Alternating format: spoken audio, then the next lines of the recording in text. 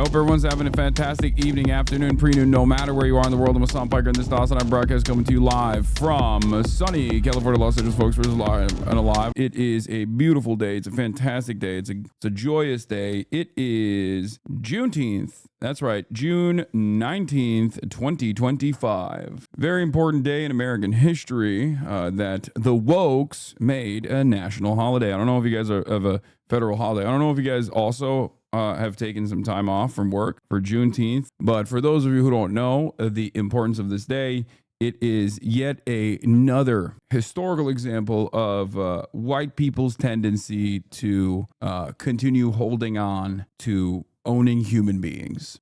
Long after the point where there was a hard-fought, long, very bloody battle that rendered it illegal to do so. Very woke holiday. I observe Juneteenth every day because I'm unemployed. Hell yeah. But yeah, that's this is a part of the broadcast where I tell you about my personal news, about what's going on in the world of Hasanabi Piker between the time period where I press the stop streaming button, so help me God. But I'm gonna be honest with you, I'm gonna keep it real. I'm gonna keep it a $1.50. There isn't much going on. I'm actually early for one reason. I was supposed to be on the BBC today,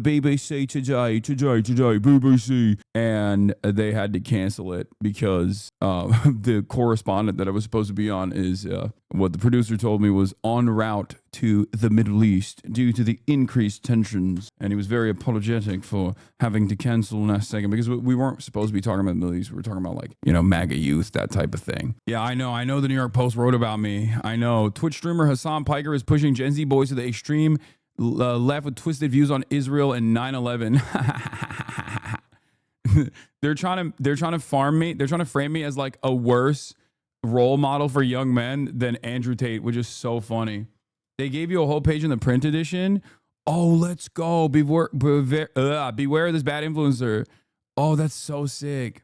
For all of the the watchers that don't normally watch me, but like watch drama and stuff, the kind of drama that I'm involved in is usually in situations like this, in like newspapers. You know what I mean? It's a little different. It's not like TikTok drama, but it's very similar to TikTok drama. A lot of things get clipped out of context by malicious actors and then weaponized against communities. It's like Twitter comms duking it out, but instead of a Twitter comm, it's like the New York Post and all this other stuff. But yeah, last night I ended the broadcast, and I'll cop to it. I'll admit to what I did. I think a lot of you already know what I did. I watched Nephew pretty much right after I was done. I mean, first I had one monitor screening the Iranian strikes on Israel, and then on the other monitor I was watching Sakura, which is of course Kaide's sister Sakura and JasonTheWeen, my nephew, going to prom night. And on the one hand, I was trying to figure out what was going on because morning had come up. The sun had come up in Israel. The Iranian missiles were basically striking. You were tweeting all the time, and that's more humiliating than watching corny ship content. And then also on the other front, I was watching Nephew have his heart get ripped out, basically. Timeline is lit up with Israel defenders finally speaking out about a hospital being bombed after spending the last 20 months defending the bombing of every hospital in Gaza. Gang, the worst just happened. You got to watch Jason and Sakura stream. Shit is worse than 9/11. And I personally don't feel as embarrassed because freaking Kyrie Irving was also invested in this, okay? So why am I supposed to feel bad? You know what I mean? Kyrie Irving was watching alongside Hasan and keeping up to date with what the hell was going on with Jason's date. Jason, who is, for those of you who don't know, JasonTheWeen nephew, he was here a couple days ago. He brought me the Zins and played with Kaya. He is a content creator for FaZe, and he was my assistant for the day a couple days ago while Israel and Iran were duking it out. That much hasn't changed, but yeah, he had a streamer prom, and Jason, who sometimes does girl content, that's what they call it. The new meta, which is the old meta, ironically enough, is like shipping content, which is pretty damaging overall, but also creates a lot of emotional investment in the audience, myself fucking included. As a, again, 33-year-old whole ass adult, I found myself watching clips and following through on the back and forth of these people that I kind of know. You know what I mean? Like the people that I know, people that I kind of know. You know, I don't really know Kaide's sister that well, But yeah, it's reality TV basically, but it's interactive reality TV. There were 100,000 plus people watching. And of course, predictably, as girl content goes, it went a little south, but I think Nephew handled it fairly well. It does get completely out of control regardless, no matter what happens. I'll start off with this. Okay, what do you mean girl content goes south? It goes south because like people it develop like a true investment into it. Like they don't just consume it as like whatever, right? They literally will take memes seriously. Parasocial content in general online creates an environment where like there's people that just truly cannot comprehend that like the back and forth that's taking place might not be the way you perceive it. The greatest example of this, of course, is like when QT and I will have like a back and forth, right? As a joke, I love QT. Like she is my podcast co-host.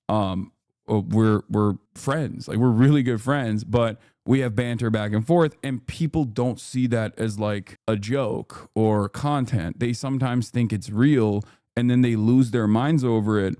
And in many instances, like there are literally people that watch the Fear and podcast sometimes that think like we despise one another. And that's just one aspect of it. It just happens in every circumstance. But basically girl content, when, people like Jason or any number of different like content creators, like they just go on like dates and stuff, like people develop this like very unhealthy investment, and it can go sideways. Right? It can go completely out of control. So basically, I think it was slated to happen that way with Sakura and Jason. And then they farmed it. They farmed it pretty hard. They got like 100,000 viewers. I mean, I was one of the viewers. Okay. And basically, at the end of the night, like Sakura made a joke. She made a joke about it. And she said, I think it was like the jump off point was like she made a joke that people consider to be very rude, like where they had painted their fingernails. I can't believe I'm explaining all this. This is crazy because I feel like I'm unk. But this is what I was invested in last night in between talking to some of the people about whether or not the Israeli air defenses were still capable of defending against ballistic missiles, considering the attacks from the Iranian side were becoming much more successful in broad daylight. On the one hand, I was like talking to journalists and some OSINT people and trying to figure out like what the fuck is going on in Israel, like why their Iron Dome is not working. And on the other hand, I was watching Kyrie Irving talk to Hasan, watching Jason.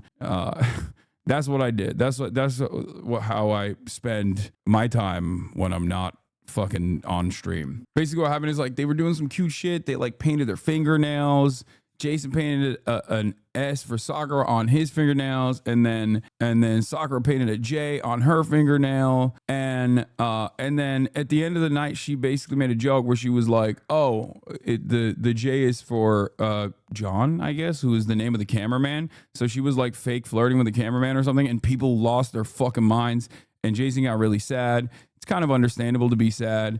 It's like a weird predicament to put yourself in because you're like kind of farming content and also simultaneously it's still like kind of embarrassing, But I think overall, all in all, he handled it well. Damn, you're really 40. I know I am. I'm fucking 50. Think about how hot I am for 55 though.